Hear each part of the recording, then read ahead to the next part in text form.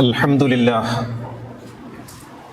لله نحمده ونستعينه ونستغفره ونستهديه ونؤمن به ونتوكل عليه ونعوذ بالله من شرور أنفسنا ومن سيئات أعمالنا من يهد الله فهو المهتد ومن يضلل فلن تجد له وليا مرشدا أشهد أن لا إله إلا الله وحده لا شريك له وأشهد أن نبينا محمدا عبده ورسوله أرسله بالهدى ودين الحق ليظهره على الدين كله ولو كره المشركون اللهم صل على رسولك سيدنا محمد وعلى آل سيدنا محمد اللهم بارك على سيدنا محمد وعلى آل سيدنا ومولانا وحبيبنا ومنجينا وهادينا ومرشدنا وشفيعنا وإمامنا وقدوتنا وقرة أعيننا محمد كما صليت وباركت على خليلك إبراهيم وآل خليلك إبراهيم إنك حميد مجيد يا أيها الذين آمنوا اتقوا الله حق تقاته ولا تموتن إلا وأنتم مسلمون أعوذ بالله من الشيطان الرجيم بسم الله الرحمن الرحيم مرج البحرين يلتقيان بينهما برزخ لا يبغيان فبأي آلاء ربكما تكذبان يخرج منهما اللؤلؤ والمرجان فبأي آلاء ربكما تكذبان ആദരണീയരായ സഹോദരന്മാരെ, തഖ്വയുള്ളവരായിരിക്കണമെന്ന് എന്നെയും നിങ്ങളെയും ഉണർത്തുകയാണ്. അള്ളാഹു നമ്മെ ഏവരെയും മുത്തഖികളിൽ ഉൾപ്പെടുത്തി അനുഗ്രഹിക്കുമാറാകട്ടെ. ദുൽഹിജ്ജ മാസം പിറന്നു. കഴിഞ്ഞ ഞായറാഴ്ചയായിരുന്നു 1. ഇന്ന് അതനുസരിച്ച് 6 ആണ്. ദുൽഹിജ്ജ 6. ദുൽഹിജ്ജ മാസത്തിൽ ഇസ്ലാമിക ലോകത്ത് സംഭവിച്ച വളരെ പ്രധാനപ്പെട്ട പല സംഭവങ്ങളുണ്ട്. പക്ഷെ നമ്മൾ സാധാരണ പറയാറുള്ളത് ഹജ്ജും പെരുന്നാളും ഇബ്രാഹിം നബിയുടെ കഥയൊക്കെയാണ്. പക്ഷെ ബോധപൂർവം നമ്മെ കേൾപ്പിക്കാതിരുന്ന ദുൽഹിജ്ജ മാസത്തിൽ സംഭവിച്ച വളരെ പ്രധാനപ്പെട്ട ഒരു കാര്യമുണ്ട്.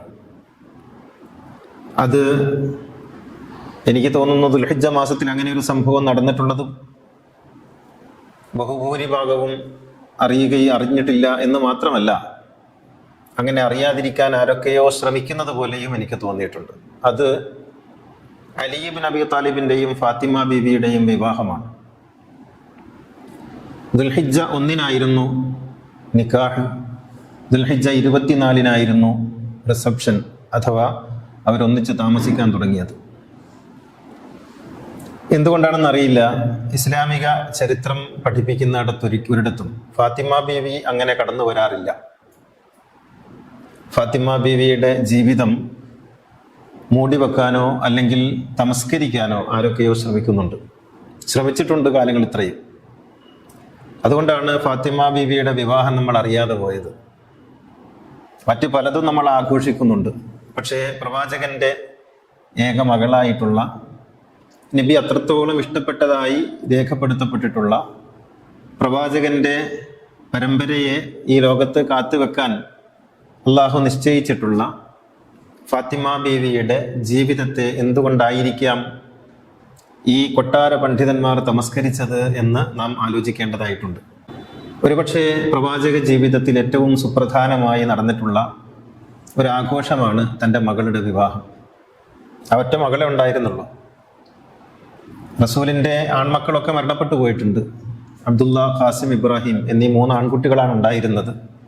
2 ആളുകൾ ഖദീജ ബീവിയിലും ഇബ്രാഹിം എന്ന കുഞ്ഞ് മാരിയ ബീവിയിലുമാണ് ഉണ്ടായിരുന്നത്. അവരെല്ലാം മരണപ്പെട്ടു പോയി. പിന്നെ പെൺകുട്ടിയായിട്ടുള്ളത് ഫാത്തിമയാണ്. സൈനബ്, റുഖിയ, ഉമ്മു കുൽസൂം എന്നീ 3 പെൺകുട്ടികൾ റസൂലുള്ളാൻ്റെതല്ല, അത് ഖദീജ ബീവിയുടേതാണ്. പക്ഷെ അത് റസൂലിന്റെ മക്കൾ എന്നുള്ള നിലക്കാണ് പറയപ്പെടുന്നത് അല്ലെങ്കിൽ പഠിപ്പിക്കപ്പെടുന്നത്. അത് നബിയും അവരും തമ്മിലുള്ള ബന്ധത്തിന്റെ അടിസ്ഥാനത്തിലാകാം. അത് ഇപ്പൊ റസൂലിന്റെ ഏക മകളുടെ വിവാഹം പ്രവാചക ജീവിതത്തിൽ നടന്നിട്ടുള്ള ഏറ്റവും സുപ്രധാനമായ സംഭവമാണ്. പക്ഷെ ഇത് നമ്മളെ ആരും പഠിപ്പിക്കുന്നില്ല അല്ലെങ്കിൽ അറിയിക്കുന്നില്ല. എത്രത്തോളം എന്ന് വെച്ചാൽ, ഈ സീറകളുടെയും താരീഖുകളുടെയും ഒക്കെ ഗ്രന്ഥങ്ങൾ പരിശോധിച്ചാൽ ഹിജ്റ 2-ലാണത് നടക്കുന്നത്. അങ്ങനെ ഒരു സംഭവം നടന്നതായിട്ട് പോലും രേഖപ്പെടുത്തപ്പെട്ടിട്ടില്ല എന്നുള്ളതാണ്. അതിൽ ഫാത്തിമ ബീവിയും അലിയാർ തങ്ങളും തമ്മിലുള്ള വിവാഹം അവരുടെ ശ്രദ്ധയിൽ വന്നിട്ടേയില്ല. യുദ്ധങ്ങൾ പറയുന്നുണ്ട്, ഏതൊക്കെയോ ഗോത്രമൂപ്പന്മാർ പ്രവാചകന്റെ ശിഷ്യന്മാരായ കഥ പറയുന്നുണ്ട്, സഹാബികൾ തമ്മിൽ വിവാഹം ചെയ്ത കഥകൾ പറയുന്നുണ്ട്, പ്രവാചകന്റെ ഇല്ലാത്ത വിവാഹങ്ങളുടെ കഥ പറയുന്നുണ്ട്. പക്ഷേ ഫാത്തിമ ബീവിയും അലിയും തമ്മിലുള്ള വിവാഹത്തെ ഇവരാരും കണ്ടിട്ടില്ല, പരാമർശിക്കുന്നില്ല. ഞാൻ വിമർശിക്കുകയല്ല, എഴുതുന്നതിന് അന്ന് പരിമിതി ഉണ്ടാകും. കാരണം ഫാത്തിമ ബീവിയുടെയും അലിയാരി തങ്ങളുടെയും വിവാഹത്തെ എഴുതാതിരിക്കാൻ വേണ്ടി ജാഗ്രത പുലർത്തുന്ന കൊട്ടാര മേധാവികളുള്ള ഒരു കാലത്ത് എഴുതിയാൽ തലപോകും എന്നുള്ളത് കൊണ്ടാകാം എഴുതാതിരുന്നത് എന്ന് ഞാൻ വിചാരിക്കും. ഫാത്തിമ ബീവിക്ക് പല ആലോചനകളും വന്നിരുന്നു. പല പ്രമാണിമാരും, ധനികരായിട്ടുള്ള ഗോത്ര നേതാക്കളായിട്ടുള്ള പലരും, പ്രവാചകന്റെ ശിഷ്യന്മാരിൽ തന്നെയുള്ള പ്രമുഖരായ പലരും ഫാത്തിമ ബീവിയെ വിവാഹം ചെയ്തു തരാമോ എന്ന് ചോദിച്ചിട്ട് പ്രവാചകനെ സമീപിച്ചിരുന്നു. പക്ഷേ നബി അവരോടൊക്കെ പറഞ്ഞത്, ഇല്ല, സമയമായിട്ടില്ല, ഞാൻ കാത്തിരിക്കുകയാണ് എന്ന്. പ്രവാചകന് ഒരു വെളിപാടിന്റെ കാത്തിരിപ്പ് ആയിരുന്നു ആ കാലഘട്ടം. അവസാനം അലി പ്രവാചകന്റെ മുന്നിലേക്ക് ചെന്നു. അലിയാർ തങ്ങൾ റസൂലിന്റെ കൂടെ തന്നെ വളരുന്ന കുട്ടിയാണ്. അദ്ദേഹത്തിന് ഭൗതികമായിട്ട് ഒരു സമ്പത്തും ഇല്ല, ഒന്നുമില്ലാത്ത ഒരാളാണ്. അങ്ങനെ റസൂലിന്റെ അടുക്കൽ ചെന്നിട്ട് അലിയാർ തങ്ങൾ ഒരിക്കൽ ചോദിച്ചു, മടിയോടുകൂടി ലജ്ജയോടുകൂടി, എന്താണ് വന്നതെന്ന് റസൂല് ആവർത്തിച്ച് ചോദിച്ചപ്പോൾ പറഞ്ഞു, അങ്ങയുടെ മകളെ വിവാഹം ചെയ്യണമെന്നൊരാഗ്രഹം എനിക്കുണ്ട്. അപ്പൊ പ്രവാചകൻ ഒന്നും ആലോചിക്കാതെ തിരിച്ചു ചോദിച്ചു, എന്താണ് നിന്റെ കയ്യിൽ അവൾക്ക് മഹർ കൊടുക്കാനായിട്ടുള്ളത്? ഹൽ എന്തൊക്കെ മിൻ, നിന്റെ കയ്യിൽ വല്ലതും ഉണ്ടോ കൊടുക്കാൻ? അലി പറഞ്ഞില്ല, അങ്ങേക്കറിയാമല്ലോ എൻ്റെ കയ്യിൽ ഒന്നും ഇല്ലാന്ന്. അപ്പൊ പ്രവാചകൻ തിരിച്ചു ചോദിക്കുന്നത്, പണ്ട് ഞാൻ നിനക്കൊരു ഒരു അങ്കി സമ്മാനിച്ചിരുന്നല്ലോ, ഒരു മേൽക്കുപ്പായം സമ്മാനിച്ചിരുന്നല്ലോ, അതെവിടെ? ഓ, അതെന്റെ കയ്യിലുണ്ട്, അതെടുത്തിട്ട് വിറ്റിട്ട് വാ. അത് 380-400 ദിർഹമിന് വിറ്റ് പ്രവാചകന്റെ അരികിലേക്ക് വന്നു. എന്നിട്ട് പ്രവാചകൻ അതിനെ 3 ഭാഗമാക്കി. എന്നിട്ട് പറഞ്ഞു, ഇതിലൊരു ഭാഗം കല്യാണ ചെലവിന്, ഒരു ഭാഗം മഹർ കൊടുക്കാൻ, ഒരു ഭാഗം അവിടെ നിന്ന് അങ്ങോട്ട് കുറച്ച് ദിവസം ജീവിക്കണമല്ലോ നിങ്ങൾക്ക്, അതിനുവേണ്ടി, എന്നിങ്ങനെ 3 ഭാഗമാക്കി. എന്നിട്ട് നബി തന്നെ അത് നിശ്ചയിക്കുകയും ദുൽഹിജ്ജ 1 നിക്കാഹ് നടത്തുകയും ചെയ്തു.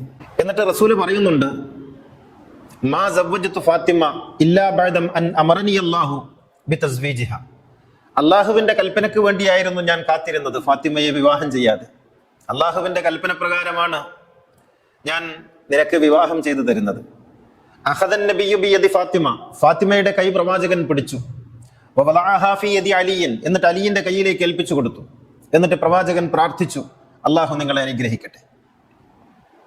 വിവാഹത്തിന്റെ രീതികളൊക്കെ നമ്മൾ ഇന്ന് കാണുന്നത് പോലെ ആയിരുന്നില്ല അന്ന് ഫാത്തിമയും സദസ്സിലുണ്ടായിരുന്നു. അതുകൊണ്ടാണ് അഖദൻ നബിയ്യു ബിയദി ഫാത്തിമ വവളഅഹാ ഫീ യദി അലിയൻ, അലിയുടെ ഫാത്തിമയുടെ തന്റെ മകളുടെ കൈപിടിച്ച് അലിയുടെ കയ്യിലേക്ക് ചേർത്ത് വെച്ച് കൊടുക്കണമെങ്കിൽ നിക്കാഹിന്റെ വേദിയിൽ ഫാത്തിമ ഉണ്ടായിരുന്നു, എന്നാലല്ലേ ഏൽപ്പിച്ചു കൊടുക്കാൻ പറ്റുള്ളൂ. ഇന്ന് നിക്കാഹിന്റെ വേദിയിൽ പെൺകുട്ടിയെയോ പെൺകുട്ടിയുടെ ഉമ്മയെയോ ഒക്കെ കയറ്റിയാൽ അത് തെറ്റാണെന്നും കുറ്റമാണെന്നും ഹറാമാണെന്നും വ്യഭിചാരമാണെന്നും ഒക്കെ പ്രസംഗിച്ച് നടക്കുന്ന നമ്മുടെ പുരോഹിതന്മാർ പ്രവാചകന്റെ മകളെ എങ്ങനെയാണ് വിവാഹം ചെയ്തു കൊടുത്തത് എന്ന് അറിയുന്നതും ഓർക്കുന്നതും നല്ലതാണ്. അലിയും ഫാത്തിമയും തമ്മിൽ ചേർന്നപ്പോൾ യഥാർത്ഥത്തിൽ അവിടെ ഒരു ആത്മാവിന്റെ ലയനമാണ് സംഭവിച്ചത്.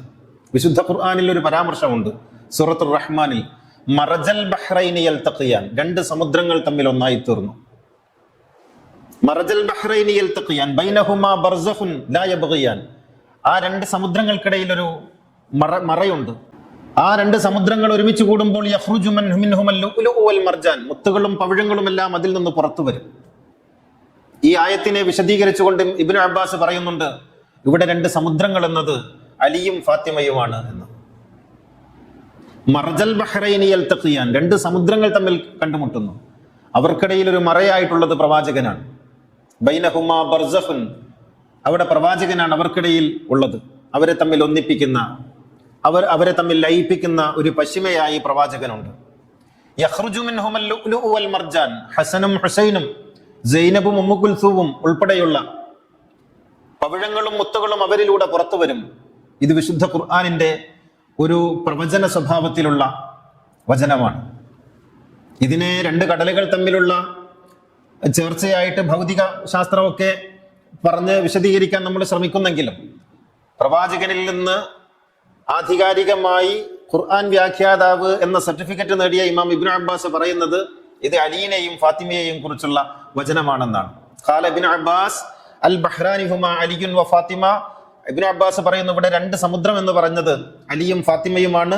വൽ ബർസഖു ബൈനഹുമാ അന്നബിയു, അവർക്കിടയിലുള്ള മറ എന്ന് പറയുന്നത് പ്രവാചകനാണ്. വൽ ലുഅ്ലുഉ വൽ മർജാൻ, ലുഅ്ലുഉ മർജാൻ എന്ന് പറയുന്നത് ഹുമൽ ഹസൻ വൽ ഹുസൈൻ, അത് ഹസനും ഹുസൈനുമാണ് എന്ന് ഇബ്നു അബ്ബാസ് ഈ ആയത്തിനെ വിശദീകരിച്ചുകൊണ്ട് പറയുന്നതായിട്ട് നമുക്ക് തഫ്സീറുകളിൽ കാണാൻ കഴിയും. അവരൊന്നിച്ച് ജീവിച്ചു, കാലത്തിന് വേണ്ടി ജീവിച്ചു. അവർ മറ്റൊരാൾക്ക് വേണ്ടി പടക്കപ്പെട്ടതാണ്. അലിക്ക് വേണ്ടി ഫാത്തിമയും ഫാത്തിമയ്ക്ക് വേണ്ടി അലിയും സൃഷ്ടിക്കപ്പെട്ടു. അവരൊന്നിച്ച് രണ്ട് പ്രകാശങ്ങൾ ഒന്നിച്ചു ചേർന്നതുപോലെയാണ് സംഭവിക്കുന്നത്. പിന്നെ അവിടെ രണ്ട് അസ്തിത്വങ്ങളില്ലാതെ ഒന്നായി തീർന്ന അവസ്ഥയാണ് പിന്നീട് അവിടെ നിന്നങ്ങോട്ട് നമുക്ക് കാണാൻ കഴിയുന്നത്. അലിയാര് തങ്ങൾ പറയുന്നുണ്ട്, വല്ലാഹി മാ അഗ്ളബ്തുഹാ വലാ അക്റഹ്തുഹാ, ഞാൻ അവളെ ഒരിക്കലും ദേഷ്യം പിടിപ്പിച്ചിട്ടില്ല, ഒരിക്കലും ഞാൻ വെറുപ്പിച്ചിട്ടുമില്ല. വലാ അഗ്ളബത്നി, അവൾ എന്നെയും ദേഷ്യം പിടിപ്പിച്ചിട്ടില്ല. വലഖദ് കുന്തു അൻദുറു ഇലൈഹാ ഫതൻകശിഫു അന്നി അൽ ഹുമൂമ വൽ ഹസൻ, ഞാൻ അവളിലേക്ക് വെറുതെ അവളുടെ മുഖത്തൊന്ന് നോക്കിയിരുന്നാൽ എൻ്റെ മനസ്സിനെ ബാധിച്ചിട്ടുള്ള എല്ലാ ദുഃഖങ്ങളും പമ്പ കടക്കുമായിരുന്നു. അത്രത്തോളം ഞങ്ങൾ പ്രണയാതുരമായി ജീവിച്ചവരായിരുന്നു എന്ന് ഇമാം അലി ഫാത്തിമ ബിവിയെ കുറിച്ച്, തന്റെ ഭാര്യയെ കുറിച്ച് പറയുന്നുണ്ട്. ഇങ്ങനെ അവർ തമ്മിൽ ഒന്നായി എന്നർത്ഥം. ജമഅർ റഹ്മാനു ബഹ്റൈൻ നൂർ ഫീ ദാലികൽ മഹ്ഫലി വൽ ഹുബൂർ മറജൽ ബഹ്റൈനി ഫൽതഖായ ഫീ വഅൻജബൽ അൻജുമു വൽ ഹദായ ലം യകുൻ കുഫുഅൻ ലിതിൽക ത്വാഹിറ ഇല്ലാ അമീറുൽ മുഅ്മിനീന അല്ലാഹിറ. ആ വിശുദ്ധയായ ഫാത്തിമയ്ക്ക് അലിയല്ലാതെ മറ്റൊരാൾ ചേരുമായിരുന്നില്ല ലോകത്ത്. അങ്ങനെ ഇരുവർക്കും വേണ്ടി ഇരുവരെയും സൃഷ്ടിച്ചു അല്ലാഹു എന്നർത്ഥം. ഫാത്തിമ ബീബി മരണപ്പെട്ടതിന് ശേഷം അലി ഇബ്നു അബി താലിബ് എഴുതിയ ഒരു കവിത ഇങ്ങനെയാണ്: ലാ ഖൈറ ബഅദകി ഫിൽ ഹയാതി വ ഇന്നമാ അബ്കി മഖാഫത അൻ തതൂല ഹയാതി. നിനക്ക് ശേഷം ജീവിതത്തിന്റെ എല്ലാ രസങ്ങളും അറ്റുപോയിരിക്കുന്നു, ജീവിതത്തിൽ ഒരു സുഖവുമില്ല. ഇന്നമാ അബ്കി മഖാഫത അൻ തതൂല ഹയാതി, ഇപ്പോൾ ഞാൻ ഭയപ്പെടുന്നത് നീ ഇല്ലാതെ കുറെ കാലം ഞാൻ ജീവിക്കേണ്ടി വരുമോ എന്നോർത്താണ് ഞാൻ കരയുന്നത് എന്ന് അലി പറയുന്നുണ്ട് ഫാത്തിമയുടെ മരണത്തിന് ശേഷം. ഒരിക്കൽ പിന്നീട് അദ്ദേഹം മറ്റൊരിക്കൽ എഴുതി, ഹബീബുൻ ലൈസ യുഅദ്ദു ലഹു ഹബീബു ഫമാ ലിസിവാഹു ഫീ ഖൽബി നസീബു ഹബീബുൻ ഗാബ അൻ ഐനി വജിസ്മി വഅൻ ഖൽബി ഹബീബി ലാ യഗീബു. ഫാത്തിമ, നീ മരണപ്പെട്ടപ്പോൾ നിന്റെ ശരീരം എന്നിൽ നിന്ന് അകന്നുപോയി, നിന്നെ എനിക്ക് കാണാൻ കഴിയാത്ത വിധം നീ വിദൂരത്തായി. പക്ഷെ എൻ്റെ ഹൃദയത്തിൽ നിന്ന് നീ ഒരിക്കലും അകന്നു പോകുന്നില്ലല്ലോ, ഓരോ നിമിഷവും നിന്നെക്കുറിച്ചുള്ള ഓർമ്മകൾ സജീവമായി വന്നുകൊണ്ടിരിക്കുന്നു എന്ന് ഇമാം അലി എഴുതിയതായിട്ട് നമുക്ക് കാണാൻ കഴിയും. പ്രവാചകൻ അലിയിന് വേണ്ടിയാണ് ഫാത്തിമയെ കാത്തുവെച്ചത്. റദ്ദൽ മുലൂക വ അഹ്ലുൽ മാലി ഖാതബഹ വഖാല ഇന്ന ഇലാഹൽ അർശി സവ്വജഹ. രാജാക്കന്മാർ സമീപിച്ചിരുന്നു പ്രവാചകനെ, ഗോത്രമുഖ്യന്മാർ സമീപിച്ചിരുന്നു, ധനികന്മാർ സമീപിച്ചിരുന്നു. അവരൊക്കെയും ഫാത്തിമയെ വിവാഹാലോചന നടത്തി. വഖാല, പ്രവാചകൻ പറഞ്ഞു, ഇന്ന ഇലാഹൽ അർശി സവ്വജഹ, പടച്ചവന്റെ തീരുമാനം മറ്റൊന്നാണല്ലോ, നിങ്ങൾക്ക് തരാൻ നിർവാഹമില്ല എന്നായിരുന്നു പ്രവാചകൻ പറഞ്ഞത്. ഭൗതിക കണക്കുകൂട്ടലിൽ ദരിദ്രനായ അലിക്ക് വേണ്ടിയായിരുന്നു ഫാത്തിമയെ പ്രവാചകൻ കാത്തുവെച്ചത് എന്നർത്ഥം. അവർക്കിടയിൽ പ്രവാചകൻ അങ്ങനെ ജീവിച്ചു. ലാളിത്യത്തിന്റെയും ആധ്യാത്മികതയുടെയും ജ്ഞാനത്തിന്റെയും ഒരു കേന്ദ്രമായി അവരുടെ ഭവനം മാറി. അലിയുടെയും ഫാത്തിമയുടെയും ഇടയിൽ നടക്കുന്ന ചർച്ചകൾ കേവലമായ കുടുംബപരമായ കാര്യങ്ങളായിരുന്നില്ല, അത് ജ്ഞാനപരമായിരുന്നു. ജ്ഞാനത്തിന്റെ, ഫിലോസഫിയുടെ, തത്വത്തിന്റെ അപ്പോസ്തലൻ എന്ന് പറയാവുന്ന അലി ആധ്യാത്മികതയുടെ പ്രഭാവമായിരുന്ന പ്രവാചകൻ ഒരിക്കൽ ഫാത്തിമയോട് പറഞ്ഞു, ഫാത്തിമ, നിനക്ക് ഞാൻ ഒരു സന്തോഷ വാർത്ത അറിയിക്കുകയാണ്, നീ സ്ത്രീകളുടെ, സ്വർഗീയ സ്ത്രീകളുടെ നേതാവാണ്. അപ്പൊ ഫാത്തിമ ബീവി ചോദിച്ചു, അപ്പൊ മറിയം ബീവിയും നേതാവാണ്, നീയും നേതാവാണ്. അങ്ങനെ അധ്യാത്മ പ്രഭാവത്തിന്റെ ഔന്നത്യത്തിൽ എത്തിച്ചേർന്ന രണ്ടാളുകൾ തമ്മിൽ ഒരു വീട്ടിൽ പരസ്പരം ലയിച്ചു ചേരുമ്പോൾ അവിടെ നടക്കുന്നതെല്ലാം വൈജ്ഞാനികമായ, ജ്ഞാനപരമായ സദ്യകളായിരുന്നു. ലാളിത്യത്തിന്റെ പ്രതീകമായിരുന്നു അവരുടെ വീട്. ഇരുവരും ജോലി ചെയ്തു, ഫാത്തിമ ബീവിയും ജോലി ചെയ്തു, അലിയും ജോലി ചെയ്തു. ഭാര്യ ഭർത്താവ് എന്ന നിലയിൽ ആരാണ് മേൽ, ആരാണ് താഴെ എന്ന ആലോചന പോലും അവർക്കിടയിൽ ഉണ്ടായിരുന്നില്ല. രണ്ടുപേരും പരസ്പരം ആ അർത്ഥത്തിൽ പ്രണയപൂർവ്വം ഉൾക്കൊള്ളുകയും ജീവിക്കുകയും ചെയ്തു. ഒരുപക്ഷെ ലോകത്തിന് തന്നെ ആ അർത്ഥത്തിലുള്ള ദാമ്പത്യം കൂടുതലായൊന്നും അനുഭവിക്കാൻ സാധിച്ചിട്ടുണ്ടാവില്ല എന്നാണ് ഞാൻ പറയുന്നത്. ഖദീജയും മുഹമ്മദും എങ്ങനെയാണോ ജീവിച്ചത് അതിന്റെ മറ്റൊരു പതിപ്പായിരുന്നു അലിയും ഫാത്തിമയും എന്നർത്ഥം. അങ്ങനെ അവർ ജീവിച്ചു. ഒരുപക്ഷെ ലോകത്തെ ഏറ്റവും കൂടുതൽ വേട്ടയാടപ്പെട്ട കുടുംബവും വേറൊന്നുണ്ടാവില്ല. എല്ലാവരും കൊല്ലപ്പെട്ടു. ഫാത്തിമ ബീവി ആദ്യം തന്നെ കൊല്ലപ്പെട്ടു. പിന്നീട് അലിയാർ തങ്ങൾ കൊല്ലപ്പെട്ടു, പിന്നീട് ഹസൻ കൊല്ലപ്പെട്ടു, പിന്നീട് ഹുസൈൻ കൊല്ലപ്പെട്ടു, പിന്നീട് അവരുടെ മക്കൾ ഓരോന്നോരോന്നായി കൊല്ലപ്പെട്ടു. കൊല്ലപ്പെടുന്നതെല്ലാം സ്വന്തക്കാരെന്ന് കരുതി കൂടെ നിന്നവരുടെ കൈകളാലാണ്. എല്ലാം നിഷേധിക്കപ്പെട്ടു. മുഹമ്മദ് നബി വഫാത്തായപ്പോൾ റസൂലിന്റെ സ്വത്ത് തേടിപ്പോയ ഫാത്തിമയ്ക്ക് ആ സ്വത്ത് നിഷേധിച്ചു, കൊടുത്തില്ല. തന്റെ സ്വന്തം ബാപ്പയായ മുഹമ്മദ് നബി വഫാത്തായപ്പോൾ ആ പ്രവാചകന്റെ പിൻഗാമിയെ തിരഞ്ഞെടുക്കുന്നതിൽ തന്നോട് കൂടിയാലോചന നടത്തിയില്ല. സ്വന്തം പിതാവിന്റെ ഖബറിനരികിൽ തനിക്ക് ഒരു ഖബറിന് ഇടം വേണമെന്ന് പറഞ്ഞപ്പോ അത് അനുവദിച്ചു കൊടുത്തില്ല. ഇങ്ങനെ നിഷേധിക്കപ്പെടുക, അവഗണിക്കപ്പെടുക, ബഹിഷ്കരിക്കപ്പെടുക, കൊല്ലപ്പെടുക, ഇത് നിരന്തരം അനുഭവിച്ചാണ് പ്രവാചകന്റെ പ്രിയ മകളും കുടുംബവും ലോകത്ത് ജീവിച്ചത്, അല്ലെങ്കിൽ മരിച്ചുപോയത്. ഈ ചരിത്രമൊക്കെ നമ്മൾ അറിയണം. എന്തിനറിയണമെന്ന് ചോദിച്ചാൽ, എങ്ങനെയായിരുന്നു പ്രവാചകനോട് നാം പകവീട്ടിയത് എന്നെങ്കിലും അറിയാൻ, എന്തായിരുന്നു നാം പ്രവാചകന് തിരിച്ചു ചിലതൊക്കെ സമ്മാനിച്ചത് എന്നെങ്കിലും ഓർക്കാൻ നമുക്ക് ഇങ്ങനെയുള്ള ചരിത്രങ്ങൾ അറിയേണ്ടതുണ്ട്. ദുൽഹിജ്ജ നമ്മോട് പറയുന്നത് അലി ഫാത്തിമ ദമ്പതികളുടെ ജീവിത കഥയും പ്രണയകഥയുമാണ്. അതോടൊപ്പം നമ്മൾ മനസ്സിലാക്കേണ്ടുന്ന ഒരു സംഗതി, ഫാത്തിമ ബീവി റസൂൽ വിവാഹം ചെയ്ത് കൊടുക്കുന്നത് 18 വയസ്സ് പൂർത്തിയായതിനു ശേഷമാണ്. അതിനു മുമ്പ് പല ആലോചനകളും വന്നപ്പോൾ നബി അവരോട് പറഞ്ഞൊരു മറുപടി ഉണ്ട്, അവള് കുട്ടിയല്ലേ എന്നാണ്. കുട്ടിയല്ലേ, 18 വയസ്സാകുന്നതിന് മുമ്പ് കുട്ടിയാണെന്നും 18 വയസ്സായതിനു ശേഷമാണ് വിവാഹം ചെയ്യേണ്ടത് എന്നും പറയുമ്പോൾ നമ്മൾ കാലത്തിനനുസരിച്ച് എന്തോ വിടുവർത്തമാനം പറയുകയാണ് എന്നാണ് പറയുന്നതെങ്കിൽ ഈ ചരിത്ര ഗ്രന്ഥങ്ങളൊക്കെ വായിക്കണം. ചരിത്ര ഗ്രന്ഥങ്ങളൊന്നും നമ്മൾ എഴുതിയതല്ലല്ലോ. റസൂല് ചോദിക്കുന്നത് അവള് കുട്ടിയല്ലേ എന്നാണ്. 6 വയസ്സുള്ള ഒരു പെൺകുട്ടിയെ വിവാഹം ചെയ്ത ആളാണ് റസൂലെങ്കിൽ റസൂലിന് ഇത് പറയാൻ സാധിക്കുമായിരുന്നില്ല. കുട്ടികളെ വിവാഹം ചെയ്യാൻ വേണ്ടി കൽപ്പിച്ച അല്ലെങ്കിൽ നിർദ്ദേശിച്ച ആളായിരുന്നു റസൂലെങ്കിൽ ഇത് പറയൂലായിരുന്നു. തിരിച്ചു ചോദിക്കൂലേ, നിങ്ങൾ 6 വയസ്സുള്ള കുട്ടിയെ വിവാഹം ചെയ്തിട്ട് 17 വയസ്സുള്ള നിങ്ങളുടെ മകളെ കുറിച്ച് പറയുമ്പോൾ നിങ്ങൾ ഇങ്ങനെ പറയുന്നോ എന്ന് ചോദിക്കില്ലേ? പ്രവാചകന്റെ ജീവിതത്തിൽ അങ്ങനെയുള്ള ഒന്നും ഉണ്ടായിട്ടില്ല. 18 വയസ്സ് പൂർത്തിയായതിനു ശേഷമാണ് വിവാഹം ചെയ്തു കൊടുത്തത് തന്റെ മകളെ. അതാണ് മാതൃക. അതിൽ നിന്നാണ് നാം മാതൃക ഉൾക്കൊള്ളേണ്ടത്. അല്ലാതെ 18 വയസ്സാണ് വിവാഹപ്രായം എന്ന് പറയുമ്പോഴേക്കും വടിയോടുത്ത് റോഡിലേക്ക് ഇറങ്ങുന്നതല്ല. പ്രവാചകന്റെ ജീവിതം സൂക്ഷ്മമായി പഠിക്കാത്തതാണ് പ്രശ്നം. അള്ളാഹു അനുഗ്രഹിക്കുമാറാകട്ടെ. അഖൂലു ഖൗലി ഹാദാ വ അസ്തഗ്ഫിറുല്ലാഹൽ അദീം ലി വലക്കും വ അസ്തഗ്ഫിഹി അന്നി വഅൻകും വഅൻ ജമീഇൽ മുസ്ലിമീന വൽ മുഅ്മിനീന അജ്മഈന ഫസ്തഗ്ഫിറു ഇന്നഹു ഹുവൽ ഗഫൂറുർ റഹീം. അൽഹംദുലില്ലാഹില്ലദീ അൻഅമ അലൈനാ ബിൽ ഈമാൻ വഹദാനാ ഇലാ ദീനിൽ ഇസ്ലാം. അസ്സലാത്തു വസ്സലാമു അലാ സയ്യിദിനാ മുഹമ്മദിൻ സയ്യിദിൽ കൗനൈൻ മഹ്ബൂബി റബ്ബിൽ മശ്രിഖൈനി വൽ മഗ്രിബൈൻ ഖാതമിൽ അംബിയാഇ സയ്യിദിൽ മുർസലീൻ മുറാദിൽ മുഷ്താഖീൻ മഹ്ബൂബിൽ ആശിഖീൻ ജദ്ദിൽ ഹസനി വൽ ഹുസൈൻ സാഹിബിൽ ഹറമൈനി വബ്നി ദബീഹൈൻ സയ്യിദിനാ മുഹമ്മദ് ഇബ്നു അബ്ദുല്ലാഹി ഇബ്നു അബ്ദുൽ മുത്തലിബ് സല്ലല്ലാഹു അലൈഹി വഅലാ ആലിഹി വസ്വഹ്ബിഹി الذين جاهدوا بأموالهم في سبيل الله وباعوا نفوسهم لدين الهدى رضي الله عنهم ورضوا عنه ذلك لمن خشي ربه. സഹോദര സഹോദരികളെ, തഖ്വയുള്ളവരായിരിക്കണമെന്ന് എന്നെയും നിങ്ങളെയും ഉണർത്തുകയാണ്. ദുൽഹിജ്ജ ഹജ്ജിന്റെയും അറഫയുടെയും ഒക്കെ മാസമാണല്ലോ. ഈ അറഫാ ദിവസം ഏതാണ് എന്ന ചോദ്യത്തിന് അറഫയിൽ ആളുകൾ നിൽക്കുന്ന ദിവസം എന്നാണ് ലളിതമായ വ്യക്തമായ ഉത്തരം. ഒരു പേര് ആ പേരിനെ സൂചിപ്പിക്കുന്ന കാര്യങ്ങളെയൊക്കെ ഉൾക്കൊള്ളുന്നുണ്ട്. റമദാൻ എന്ന് പറയുന്നത് ഒരു മാസമാണ്.